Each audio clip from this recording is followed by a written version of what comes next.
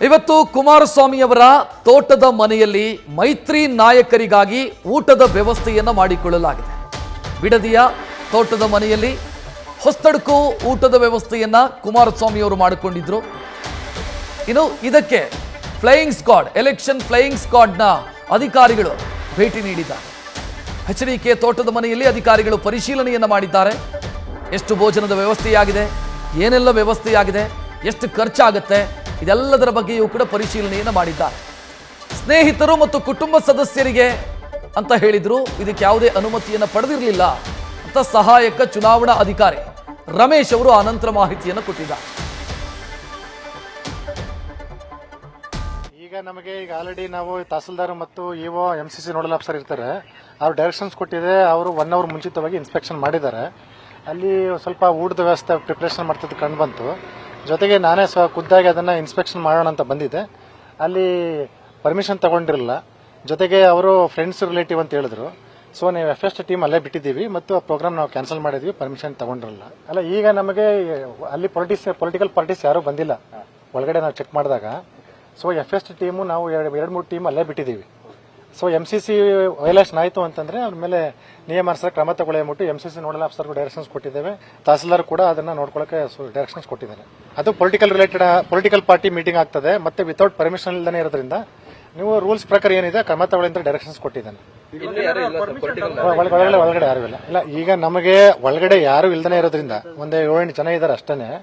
ಒಳಗಡೆ ಯಾರು ಇಲ್ಲದ್ರಿಂದ ಇದು ಪೊಲಿಟಿಕಲ್ ಪಾರ್ಟಿನೋ ಅಥವಾ ಕುಟುಂಬಸ್ಥರಿಂದ ನಾವು ನಿರ್ಧಾರ ಮಾಡಕ್ ಆಗ್ತಿಲ್ಲ.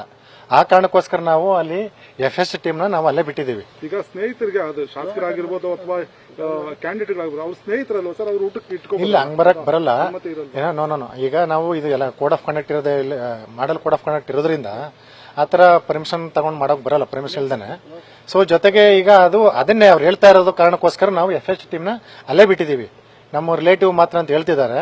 ಅದಕ್ಕೆ ರಿಲೇಟಿವ್ನ ಅಥವಾ ಪೊಲಿಟಿಕಲ್ ಪಾರ್ಟಿ ರಿಲೇಟೆಡ್ ಅದಕ್ಕೆ ನಮಗೆ ಕನ್ಫರ್ಮ್ ಮಾಡಿ ಹೇಳೇಬಿಟ್ಟು ನಾವು ಅಲ್ಲಿ FS ಟೀಮ್ ಬಿಟ್ಟಿದ್ದೀವಿ. ನಾವಲ್ಲಿ ಜೊತೆಗೆ ಪೊಲಿಟಿಕಲ್ ಪಾರ್ಟಿ ರಿಲೇಟೆಡ್ ಇತ್ತು ಅಂತಂದ್ರೆ ನೀವು ಮಾಡಲ್ ಕೋಡ್ ಆಫ್ ಕಂಡಕ್ಟ್ ಏನಿದೆ ಅದ್ರ ಪ್ರಕಾರ ನಿಯಮಾನುಸಾರ ನೀವು ಪರಿಶೀಲನೆ ಮಾಡಿ ಕ್ರಮ ತಗೊಳ್ಳಿಬಿಟ್ಟು ಡೈರೆಕ್ಷನ್ಸ್ ಕೂಡ ಕೊಟ್ಟಿದ್ದೇವೆ. ಖಂಡಿತವಾಗಿ ಪೊಲಿಟಿಕಲ್ ಪಾರ್ಟೀಸ್ ಅವ್ರಿಗೋಸ್ಕರನೇ ಊಟ ಮಾಡಿದಾರಂತ ಕನ್ಫರ್ಮ್ ಆಯ್ತು ಅಂದ್ರೆ FS ರಿಪೋರ್ಟ್ ಕೊಟ್ಟ ತಕ್ಷಣ ಇಮಿಡಿಯೇಟ್ ಆಗಿ ಅವ್ರ ಕೇಸ್ ಮಾಡಕ್ಕೆ ಡೈರೆಕ್ಷನ್ಸ್ ಕೊಟ್ಟಿದ್ದೇನೆ. ಇಲ್ಲ, ಅದು ಏನಾಗುತ್ತೆ ಅಂದ್ರೆ ಪರ್ಮಿಷನ್ ಕೊಡಕ್ ಬರಲ್ಲ ಊಟಕ್ಕೆ. ಯಾಕಂದ್ರೆ ಅದು ಮಾಡಲ್ ಕೋಡ್ ಆಫ್ ಕಂಡಕ್ಟ್ ಅಲ್ಲಿ ಅದೇನಾಗುತ್ತೆ, ಇಂಡ್ಯೂಸ್ಮೆಂಟ್ ಆಫ್ ವೋಟರ್ಸ್ ಅಂತ ಬರ್ತದೆ. ವೋಟರ್ಸ್ಗೆ ನಾವು ಪ್ರಭಾವ ಬೀರದಂಗೆ ಆಗ್ತದೆ. ಅದು ರಿಲೇಟಿವ್ ಅವ್ರು ಮಾಡ್ಕೊಂಡ್ರೆ ಏನೋ ಅಬ್ಜೆಕ್ಷನ್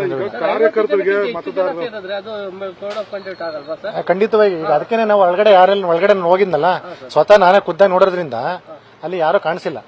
ಆ ಕಾರಣಕ್ಕೋಸ್ಕರ ನಾವು ಕನ್ಫರ್ಮ್ ಮಾಡ್ಕೋಸ್ಕರ ನಾವು FS ಟೀಮು VST ಟೀಮ್ ಅಲ್ಲೇ ಬಿಟ್ಟಿದ್ದೀವಿ. ಇವಾಗ ಎಷ್ಟು ಚೇರ್ ಹಾಕಿದ್ದಾರೆ ಸರ್ ಅಲ್ಲಿ ಊಟಕ್ಕೆ? ಅಲ್ಲಿ ಎಷ್ಟು ಬಂದಾಯ್ತು?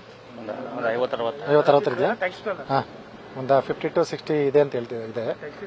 ಅದನ್ನೆಲ್ಲ ರಿಮೂವ್ ಮಾಡಿಸಿದೀವಿ. ಈಗ ಅದನ್ನು ಸಹ ರಿಮೂವ್ ಮಾಡಿಸಿದೀವಿ. ನೀವು ಅಷ್ಟು ಜನ ಇಲ್ಲ ರಿಲೇಟಿವ್ ಅಂತಂದ್ಮೇಲೆ ನೀವು ಯಾಕೆ ಹಾಕೊಂಡಿದ್ರೆ ಅಂದ್ಬಿಟ್ಟು ಅದನ್ನು ಕೂಡ ತೆರವುಗೊಳಿಸಿದ್ದೇವೆ. ಇಲ್ಲ, ನನಗೆ ಆ ತರ ಮಾಹಿತಿ ಫಸ್ಟ್ ನಾನು ಬರ್ತು ಹೊರಗಡೆ ಬಿಡ್ತಾ ಇಲ್ಲ ಅಂತ. ಆ ಕಾರಣಕ್ಕೋಸ್ಕರ ನಾನು ಫಿಸಿಕಲ್ ಆಗಿ ನಾನೇ ಇವತ್ತು ಬಂದಿರೋದು. ಈಗ ನ್ಯೂಸ್ ಫಸ್ಟ್ ನಿರ್ಭೀತಿಯಿಂದ ನಿಮ್ಮ ಪರವಾಗಿ.